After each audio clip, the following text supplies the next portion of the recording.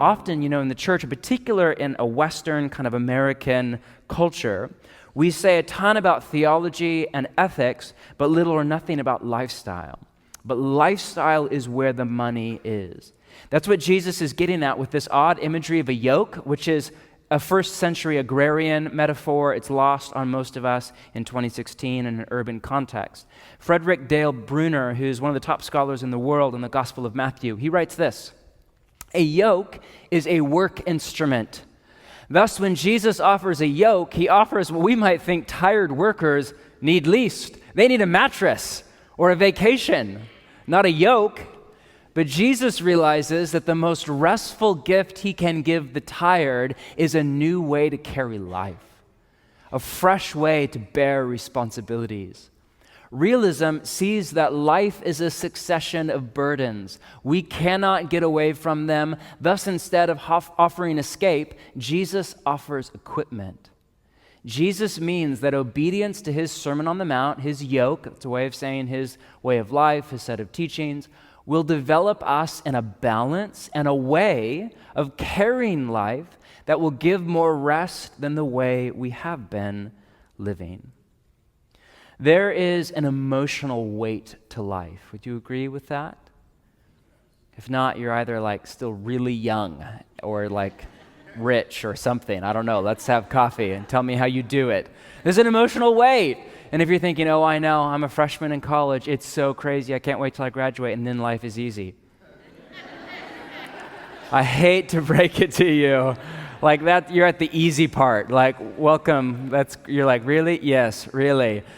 I'm in my mid-30s now, and every year I feel more weight, more responsibility, more load on my back. I'm hoping that at some point it starts to go in the opposite direction. I don't know, is it 40, is it 50, is it 90? I'm not sure.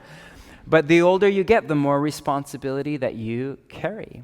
School, and then a job, and then a career, and then maybe a mortgage, then maybe a spouse, then maybe you have a family, and more. There's an emotional weight to life. And often discipleship, if we're honest, discipleship to Jesus just feels like another weight on top of all the others.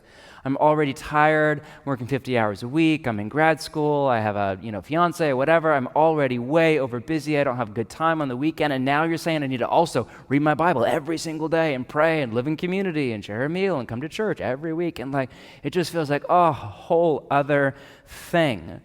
But pay close attention to Jesus' imagery. A yoke was almost always used to tie together two oxen or two donkeys or something like that in order to carry a load, a cart or a plow in a field.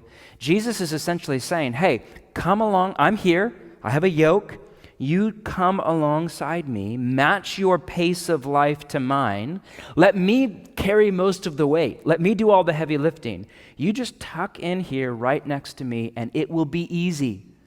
The hardest way to follow Jesus is to live like all the other people in your neighborhood, apartment complex, your dorm, your school, your workplace, not really change your time, your schedule, your money, all of that, and just try to add in on top of all of that discipleship to Jesus and cram it in every little nook or cranny.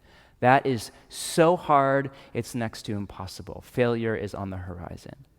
The easiest way to follow Jesus is to radically alter your whole lifestyle and take the pattern set by Jesus' lifestyle and say, I want to live like that. Not just in the decision to love my enemy, but in my morning routine and my weekly rhythm and how I live in community. When you adopt the lifestyle of Jesus, then the life of Jesus is the natural byproduct, the secret of the easy yoke.